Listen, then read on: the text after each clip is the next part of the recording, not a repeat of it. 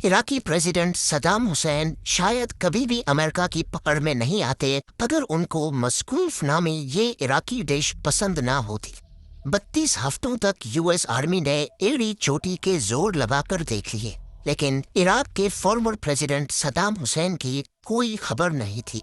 इस मिशन पर न सिर्फ यूएस मिलिट्री दिन रात काम कर रही थी, बल्कि US special forces, CIA, defence intelligence agency, national security agency और एफबीआई का भी काफी बड़ा रोल था। हजारों की तादाद में इन इदारों के लोग सिर्फ एक शख्स को ढूंढ रहे थे, सद्दाम हुसैन।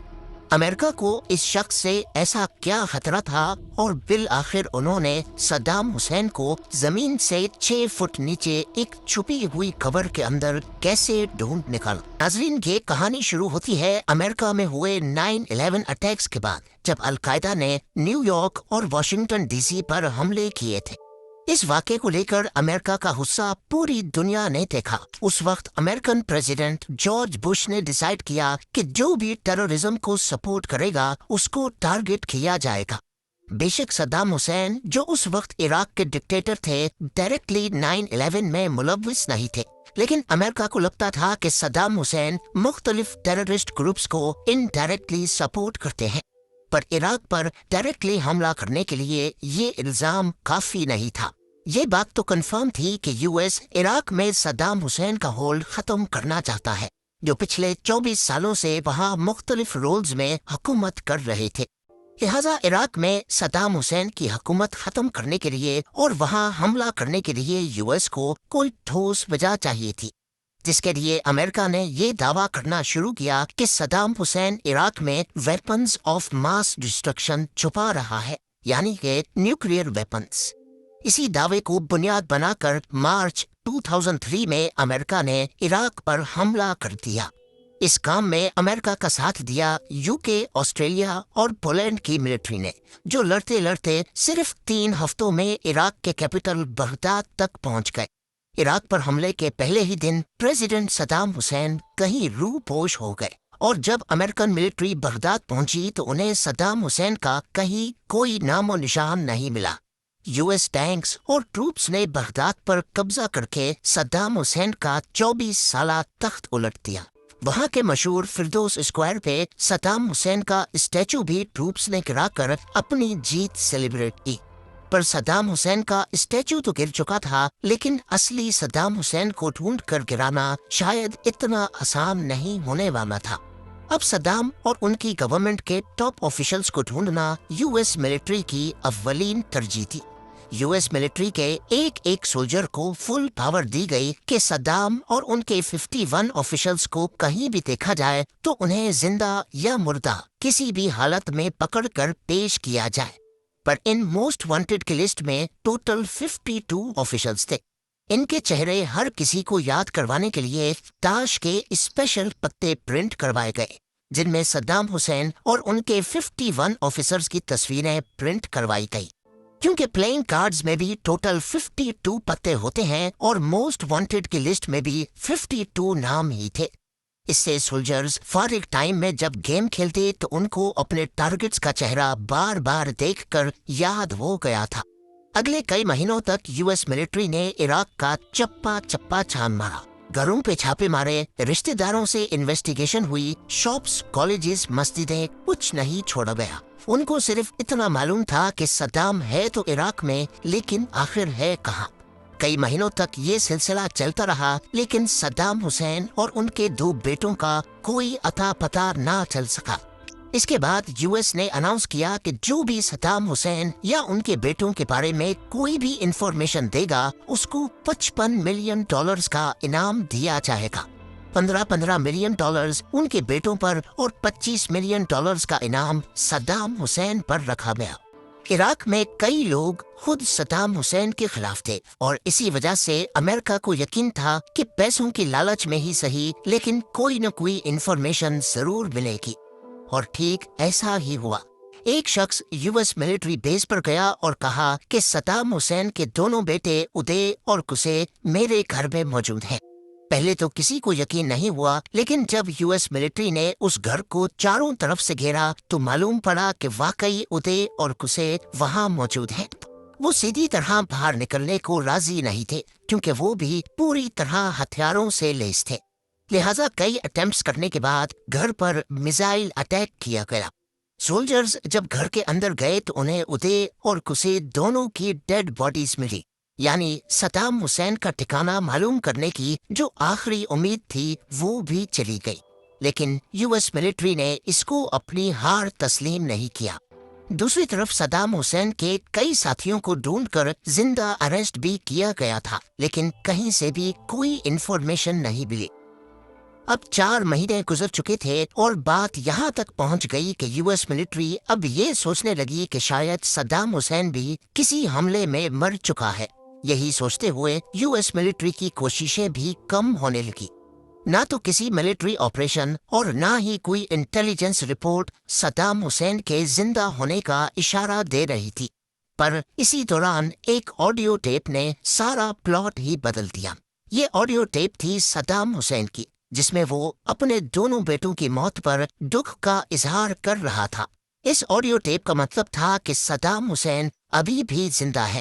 امریکہ نے ایک بار پھر سے صدام حسین کو ڈھونڈنے کی کوششیں تیز کر دی اور اس کے سر پر جو $25 ملین کا انعام تھا اسے بڑھا کر $30 ملین کر دیا گیا، اور ساتھ ہی انفارمیشن دینے والے کو یو ایس سٹیزن شپ دینے کا وعدہ بھی کیا گیا۔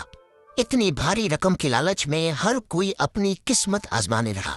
عراقی لوگوں نے الٹی سیدھی انفارمیشن دینا شروع کر دی، اس امید میں کہ اگر وہاں سے صدام حسین پکڑا گیا تو ان کو انعامی رقم ملے گی، پر اس سے امریکہ کا کام اور زیادہ مشکل ہو گیا۔ تاش کے پتوں پر چھپے تقریباً تمام لوگ ہی پکڑے جا چکے تھے، صرف کچھ ہی بچے تھے جن میں صدام حسین بھی شامل تھا۔ اسی دوران ڈیفنس انٹیلیجنس ایجنسی کے ایک سارجنٹ ایرک میڈوکس نے تاش کے پتوں سے ہٹ کر بالکل الگ سمت میں سوچنا شروع کیا۔ اس نے دیکھا کہ جن لوگوں کو موسٹ وانٹڈ کی لسٹ میں ڈالا گیا تھا وہ موسٹلی صدام حسین کی گورنمنٹ کے ٹاپ آفیشلز تھے۔ ان کی پاور صدام حسین سے تھی، نہ کہ صدام حسین کی پاور ان سے۔ اس وقت صدام حسین کو اگر سب سے زیادہ کسی کی ضرورت ہوگی تو وہ ہیں اس کے باڈی گارڈز۔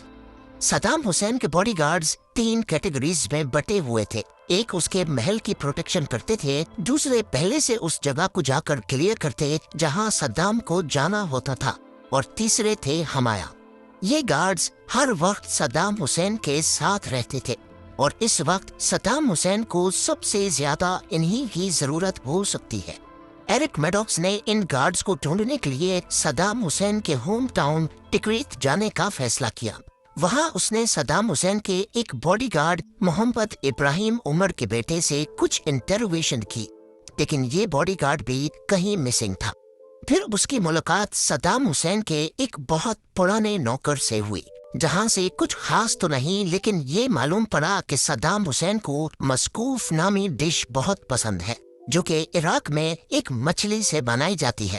یہاں میڈوکس کو یاد آیا کہ صدام حسین کے باڈی گارڈ محمد ابراہیم عمر کے بیٹے نے انٹروگیشن کے دوران بتایا تھا کہ اس کے باپ کو فشنگ کا بہت شوق ہے، اور وہ ایک فش فارم کا مالک بھی ہے جو سمیرا نامی شہر میں موجود ہے۔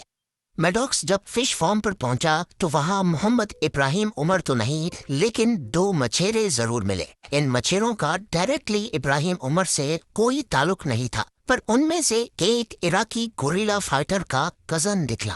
آپ کو یہاں بتاتے چلیں کہ جب صدام حسین کا تخت الٹ دیا گیا تو اس کے کلوز ملٹری آفیشلز نے امریکن ملٹری کے خلاف گوریلا وار شروع کر دی تھی۔ ایسا مانا جا رہا تھا کہ یہ گوریلا فائٹرز ابراہیم عمر کے اشارے پر چلتے ہیں، جو کہ صدام حسین کا سب سے کلوز باڈی گارڈ تھا۔ مچھیرے نے اپنے ایک انکل کا ذکر بھی کیا جس کا گھر بغداد میں ہے۔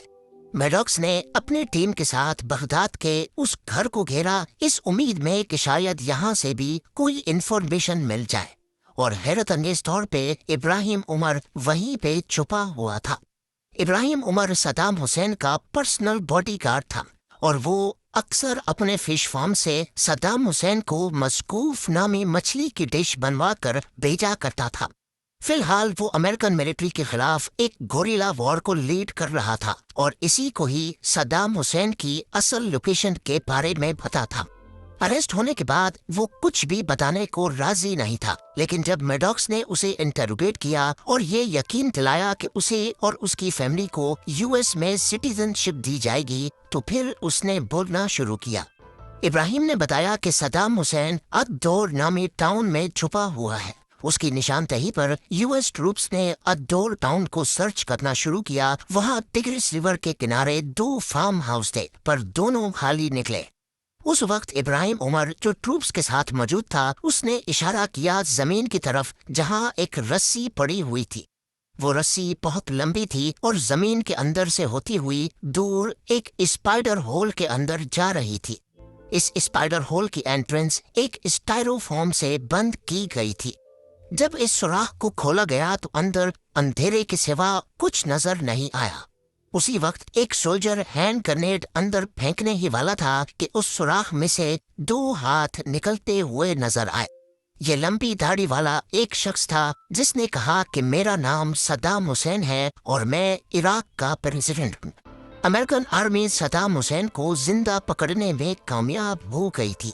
32 हफ्तों की लगातार कोशिशों के बाद एरिक मैडॉक्स की कोशिशें आखिर रंग ले आईं। बाद में एनालाइज करने पर देखा गया कि अदर मैडॉक्स को ये पता नहीं चलता कि सद्दाम हुसैन को मशकूफ नामी डिश पसंद है, तो शायद वो यहाँ तक कभी नहीं पहुँच पाता। बाद में जिस इल्जाम पर इराक पर हमला किया गया था कि वहाँ Saddam Hussain weapons of mass destruction छुपाए बैठा है, कहीं नहीं मिले। और अमेरिकन प्रेसिडेंट जॉर्ज बुश ने भी इस बात की तस्दीक की कि वहाँ हमें कुछ नहीं मिला। उम्मीद है जेम टीवी की ये वीडियो भी आप लोग भरपूर लाइक और शेयर करेंगे। आप लोगों के प्यार भरे कमेंट्स का बेहद शुक्रिया। मिलते हैं अगली शानदार वीडियो में।